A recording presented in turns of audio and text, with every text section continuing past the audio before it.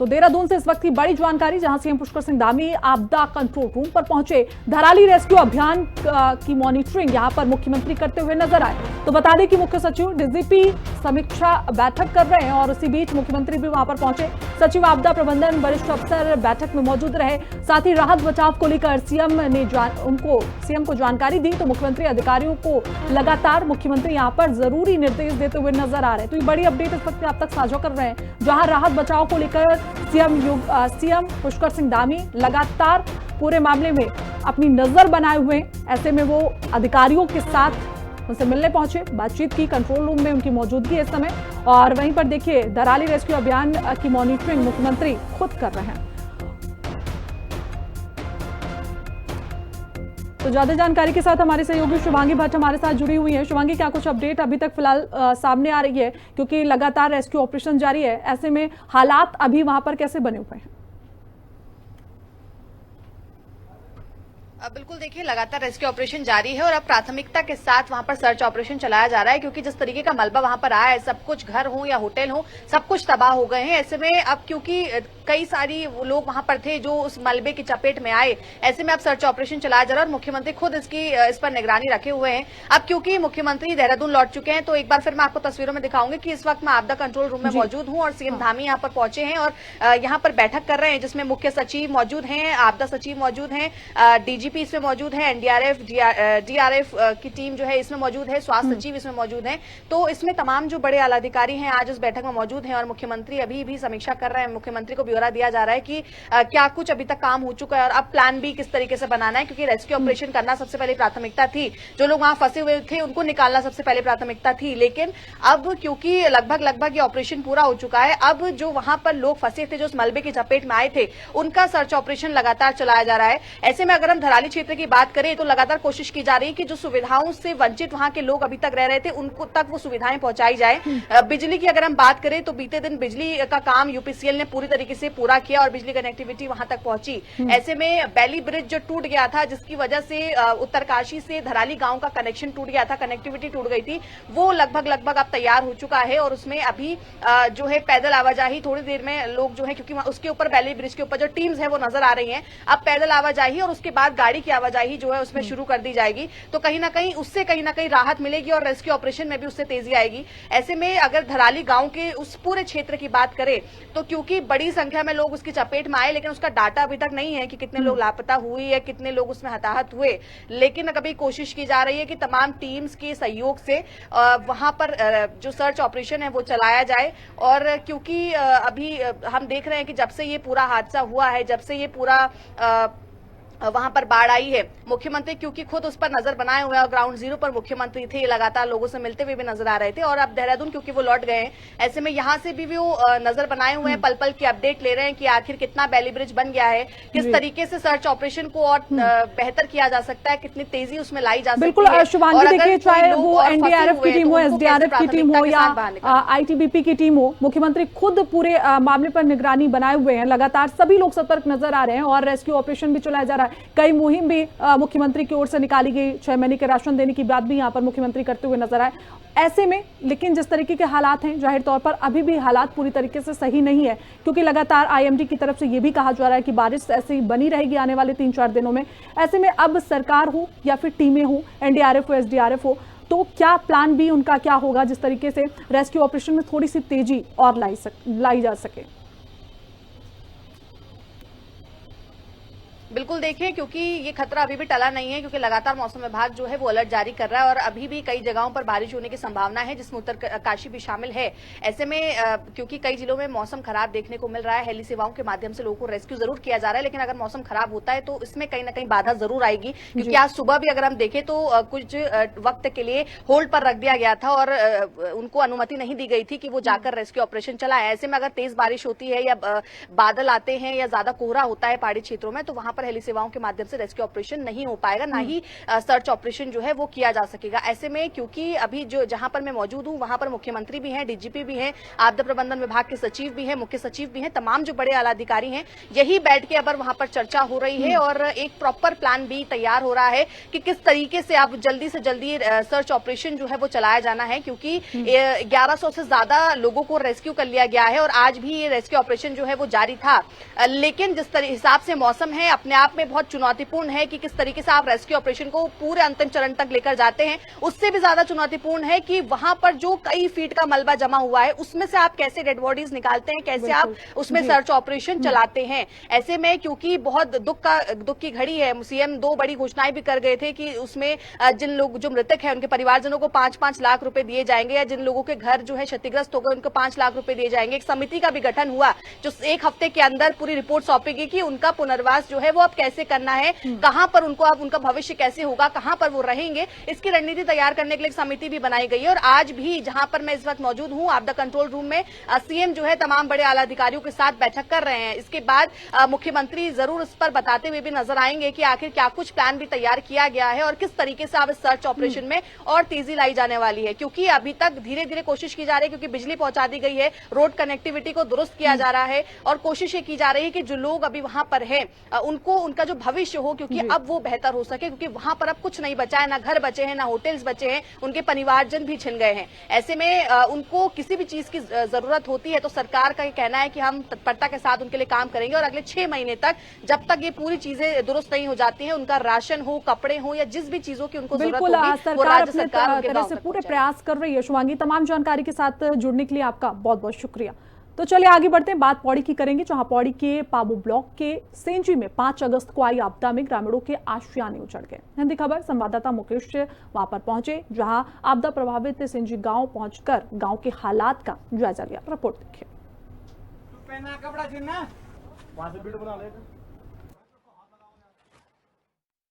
अभी हम इस समय मौजूद हैं सेंजी गांव में जो आपदा की मार झेल रहा है। कुछ ग्रामीण हमारे साथ मौजूद हैं जिन्होंने इस आपदा को अपनी आंखों से देखा और जो इस मंजर को भुला नहीं पा रहे हैं। हम जानना चाहेंगे कि किस तरह का वो मंजर रहा होगा, मंगलवार की वो क्या रात रही होगी जो एक विध्वंस रूप लेकर सेंजी गांव में बरसी। हमारे साथ मौजूद हैं कुछ ग्रामीण। भाई साहब, हिंदी खबर में आपका स्वागत है। नमस्कार भाई। भाजी, मंगलवार की बात करूं, 6 अगस्त का दिन था, त्रासदी लेके आपके गांव के लिए आया, क्या कुछ मंजर आता, किस तरह से बयान करेंगे आप? भाई साहब, कुछ बोला नहीं जा सकता है कि क्या हुआ। आंखों देखा, ऐसा हुआ हाल है कि भागने में भी मजबूर नहीं हो पाए हम भी। आपकी भी कुछ दुकानें थी? मेरी एक कुलवीर हार्डवेयर के नाम से थी, एक अनीता ब्यूटी पार्लर के नाम से थी, रेडीमेड्स गारमेंट्स की दुकान थी। वो जड़ से लापता हो गई दोनों। लगभग गांव की बात करूं तो कितना नुकसान हुआ होगा? नुकसान का तो आंकलन कुछ नहीं है, करोड़ों का नुकसान है, करोड़ों से ऊपर ही है। कि कुछ ग्रामीण महिलाएं हमारे साथ मौजूद हैं जिन्होंने अपने आशियाने खो दिए, अपने सब कुछ खो दिया।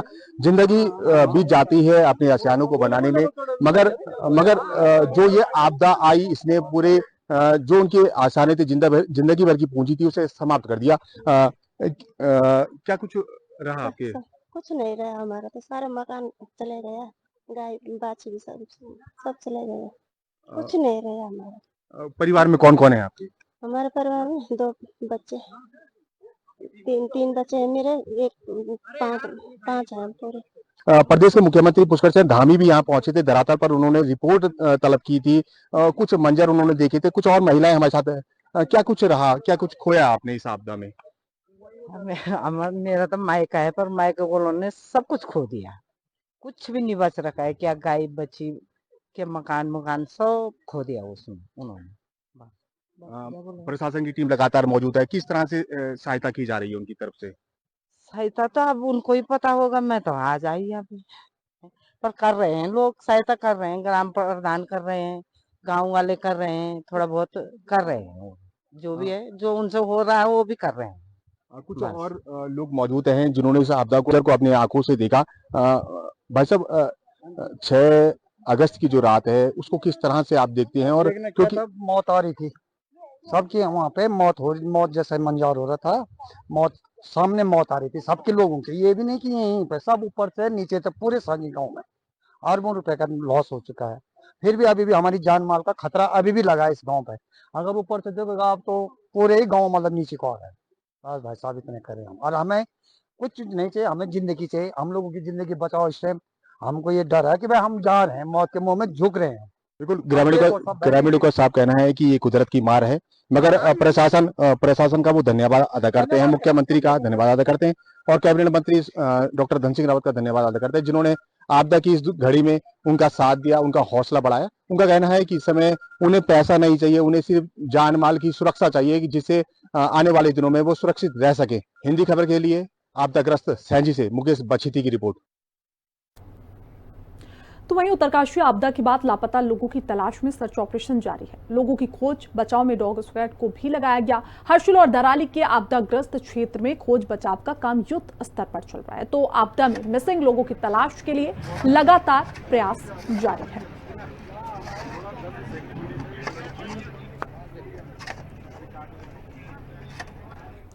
तो वहीं कांग्रेस प्रदेश अध्यक्ष करण माहरा ने धराली आपदा को लेकर सरकार पर कई गंभीर आरोप लगाए। धराली का पैदल दौरा कर लौटे माहरा का कहना है कि रेस्क्यू ऑपरेशन शुरू करने में देरी हुई और सीमित संसाधनों के बावजूद स्थानीय लोगों ने ही राहत कार्य शुरू किया। माहरा का दावा है कि इस आपदा में बिहार और नेपाल के कई मजदूर लापता हैं, जिनका कोई डेटा सरकार के पास अभी तक नहीं है। होटलों में ठहरे कई लोग भी गायब हैं। आपदा के बाद पीने के पानी और भोजन की व्यवस्था भी तुरंत नहीं की गई, जबकि स्थानीय लोगों ने बाहर से आए यात्रियों को भोजन उपलब्ध कराया। उन्होंने आरोप लगाया कि आपदा के समय भाजपा पंचायत चुनाव में व्यस्त थी और पार्टी विस्तार में लगी रही।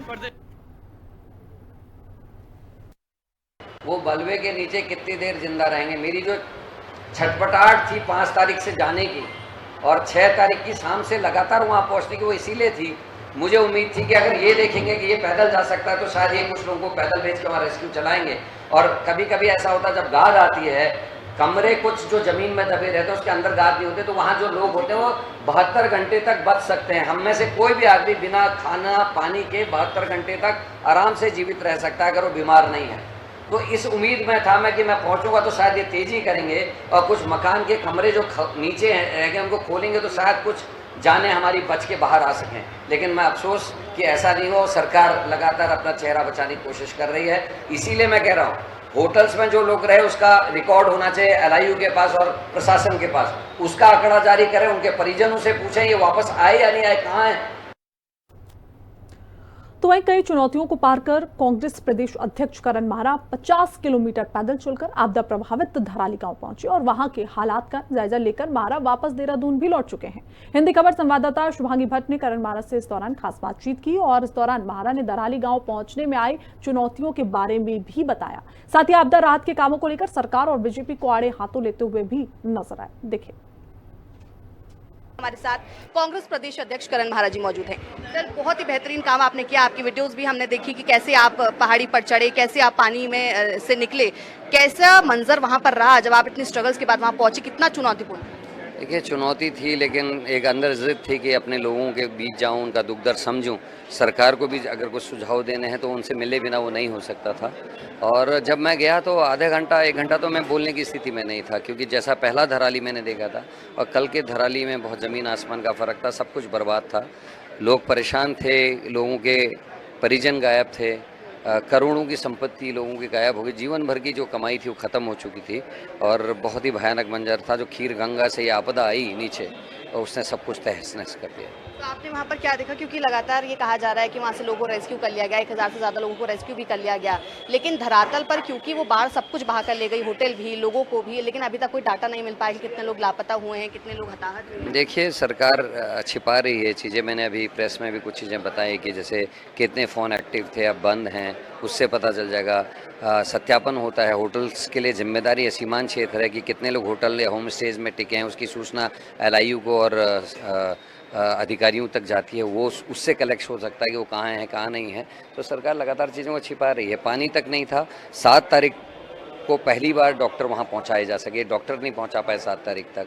और जो IT सेल ने एक दिखाया था कि चिनुक से मशीनें डाल दी हैं, इन्होंने 6 तारीख को दिखा दिया था, जबकि 7 तारीख की शाम को चिनुक ये काम कर पाए। तो बड़ी अजीब सी स्थिति है। मैं कह रहा हूँ फेस शिपिंग का नहीं है, इस समय कांग्रेस बीजेपी का सवाल नहीं है, इस समय सवाल है कि हम सब अपने उत्तराखंड की बर्बादी में अपने लोगों के साथ खड़े हैं, नहीं खड़े, जो बेहतर कर सकते हैं। एक बात आपने और कही कि जब ये आपदा आई तो मुख्यमंत्री लगातार, क्योंकि वहाँ जा रहे थे और लगातार ये बात भी हम हर जगह सुन रहे थे कि मुख्यमंत्री धरातल पर जा रहे हैं, पल पल की अपडेट ले रहे हैं। आपने बात भी कही कि मुख्यमंत्री अकेले जा रहे थे, अन्य जब कैबिनेट मंत्रियों से या बड़े नेताओं से पूछा जाता है तो वो कहते हैं कि वहाँ पर VIP एंट्री अभी हो जाएगी तो दिक्कतें आ जाएंगी, इस वजह से हम लोग उस आपदा में नहीं जा रहे। देखिए गलत बात है। VIP आज भी, मैं भी तो पार्टी का अध्यक्ष हूँ, मैं तो कोई लाऊ लश्कर लेके नहीं गया, अकेले गया, अपने पिट्ठू में सामान लेके गया, दवाइयाँ लेके गया, जो कर सकता था एक छोटा सा आदमी वो मैंने किया। आप मंत्री बनने के जा रहे हैं, आपके पास एक पावर है, आपको कुछ लोगों को उत्तरकाशी में कैंप करना चाहिए था, कुछ को लिमची गाड़ में होना चाहिए था, ब्रिज बैली ब्रिज जहाँ बन रहा है, कुछ लोगों को धराली में होना चाहिए था, तो कुछ लोगों को हरसिल में होना चाहिए था।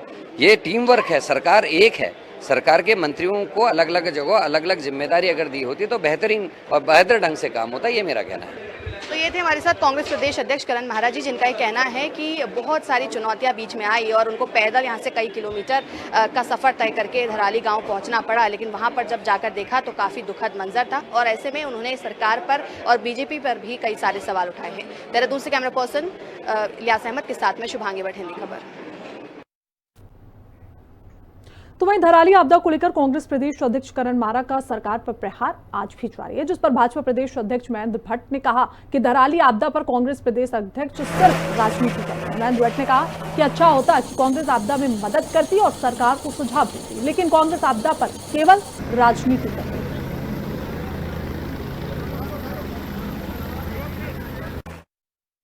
अच्छा होता कि कांग्रेस के अध्यक्ष जी आपदा प्रबंधन के लिए पार्टी की एक समिति बनाते, वहाँ किस प्रकार से देवी आपदा से प्रभावित जो लोग हैं उनके लिए कुछ सहयोग की बात करते, भोजन है, दवा है, सब प्रकार की व्यवस्थाओं की आवश्यकता है, उसकी चर्चा करते।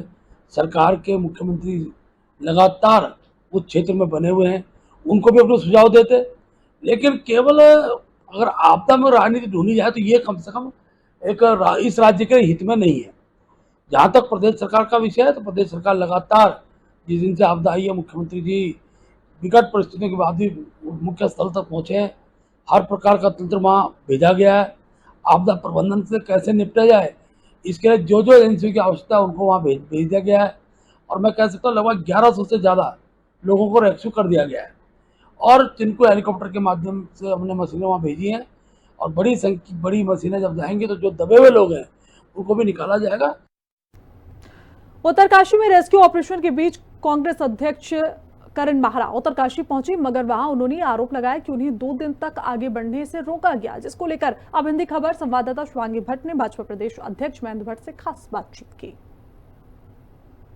उत्तरकाशी के धराली गांव व आसपास के क्षेत्रों से लगातार रेस्क्यू ऑपरेशन चलाया जा रहा है। मुख्यमंत्री भी ग्राउंड जीरो पर लगातार नजर आ रहे थे, लेकिन इस बीच कांग्रेस प्रदेश अध्यक्ष करण महारा भी धराली गांव के दौरे के लिए पहुंचे, लेकिन उन्हें रोका गया, जिसके बाद वो लगातार चीजों को लेकर आरोप लगा रहे थे। इस वक्त हमारे साथ चर्चा करने के लिए महेंद्र भट्ट जी हैं, जो कि प्रदेश अध्यक्ष हैं भाजपा के। सर, क्योंकि रेस्क्यू ऑपरेशन धरातल पर लगातार चल रहा है, कई लोगों को 1000 से ज्यादा लोगों को रेस्क्यू भी कर लिया गया है, लेकिन कांग्रेस प्रदेश अध्यक्ष जब वहां पहुंचते हैं तो उनका कहना होता है कि मुझे आगे नहीं जाने दिया जा रहा है ताकि मैं सच्चाई ना दिखा पाऊं, लेकिन उसके बाद भी वो वहां पहुंचे हैं। इन आरोपों को क्या कहेंगे? मैं बिल्कुल झूठे आरोप मानता हूं। अगर किसी को प्रसार रोक दे तो जा ही नहीं सकता था। तो केवल आश्चर्य की बात है कि मुख्य विपक्षी दल के अध्यक्ष हैं और आपदा में राजनीति ढूंढ रहे हैं। इस समय सबको वहां जाने का विषय था। ठीक है कि मैं खुद इसलिए नहीं जा रहा हूँ कि वहाँ VIP का दौरा जितना कम होगा उतना रेस्क्यू में वहाँ चीज़ें अनुकूलता में आएंगी। माननीय मुख्यमंत्री लगातार चीज़ों पर नज़र रखे हुए हैं और हमारे अनेकों जो तंत्र है सरकार का, आपदा का तंत्र वहाँ काम कर रहा है। 1100 से ज़्यादा लोगों को रेस्क्यू कर दिया गया है और जिनको हेलीकॉप्टर से अनेकों मशीनें वहाँ भेज दी हैं, भेजने का प्रयास चल रहा है, कुछ भेज दिए, कुछ भेजने का काम चल रहा है। तो मैं कह सकता हूँ कि अब धीरे धीरे जो लोग दबे हैं उनको निकालने का काम होगा। कम से कम इस अवसर पर किसी भी राजनीतिक दल को वहाँ राजनीति का आधार नहीं बनना चाहिए। बहुत संवेदनशील स्थिति इस वक्त क्योंकि वहाँ पर है और मुख्यमंत्री भी लगातार लोगों से मिल रहे थे। क्या कुछ जानकारी मिल रही है? क्योंकि जो फंसे हुए थे उनको तो निकाल लिया गया है, लगभग ऑपरेशन पूरा हो गया है, लेकिन जो लोग लापता हैं, कितने लोग हताहत हुए हैं, इसकी अभी कोई जानकारी नहीं मिली। देखिए, हताहत का जो विषय था जो पहले जो बॉडियाँ निकली थी वो सबके सम्मुख हैं और अनेकों बॉडियाँ दबी हुई हैं और मैं कह सकता हूँ जब बड़ी मशीनें वहाँ पहुँचेंगी तो उसके द्वारा काम प्रारंभ हो गया है। लगभग 30 फीट तक की खुदाई के बाद कुछ चीज़ें सामने होंगी, हम सबके सम्मुख होंगे। दुखद घटना है। सर, एक सवाल ये है कि कुछ लोगों को अभी हाल ही में आपने भाजपा पार्टी में शामिल किया है जो कांग्रेस के नेता थे, ऐसे में अब कांग्रेस इसको आपदा से जोड़ रही है कि आपदा के समय जब आपदा इतनी भीषण आपदा आई है आप लोग अपना कुनबा बढ़ाने का काम कर रहे हैं। ये देखिए, राजनीतिक काम राजनीतिक दृष्टिकोण से होता है। प्रदेश के अंदर पंचायत का चुनाव चल रहा है, पंचायत चुनाव में भारतीय जनता पार्टी को जीतना है। उनका हमारा अपना तंत्र है, उनका अपना तंत्र है, उन पर कोई जा नहीं रहा है, इसलिए एक बौखलाहट है और इसको आपदा से जोड़ना ठीक नहीं है। आपदा के लिए भारतीय जनता पार्टी की सरकार, हम सब कार्यकर्ता लगे। मैंने पहले ही टाइम जब आपदा घटी दूसरे दिन में ही हमने अपनी आपदा राहत एक टोली बनाई, उनके माध्यम से हम रिपोर्टिंग ले रहे हैं किस प्रकार से वहाँ सहायता पहुँचे, उसका हम प्रयास कर रहे हैं। ये भी सत्य है कि वो स्थान छोटा है, वहाँ कितने लोगों को वहाँ जाना चाहिए, इस पर भी एक प्रश्न हमारे सम्मुख है। लेकिन हम हर प्रकार के आपदा के पक्ष को अलग रखते हैं और जहाँ तक चुनाव का भी, तो निर्वाचन आयोग ने चुनाव घोषित किया हुआ है, चुनाव बीजेपी को जीतना है, इसलिए चुनाव की दिशा जो लोग हमारे परिवार में आना चाहते हैं वो हम स्वागत कर रहे हैं। तो ये थे हमारे साथ भाजपा प्रदेश अध्यक्ष महेंद्र भट्ट जी, जिनका ये कहना है कि क्योंकि उत्तरकाशी में इस वक्त आपदा वाला मंजर है, लेकिन कोशिश पूरी की जा रही है कि लोगों को इस स्थिति से बाहर निकाल लिया जाए और ऐसे में जो कुनबा बढ़ाने वाली बात है, उनका कहना है कि ये आपदा से हटकर उनका राजनीतिक विषय है। देहरादून से कैमरा पर्सन इलियास अहमद के साथ मैं शुभांगी भट्ट, हिंदी खबर।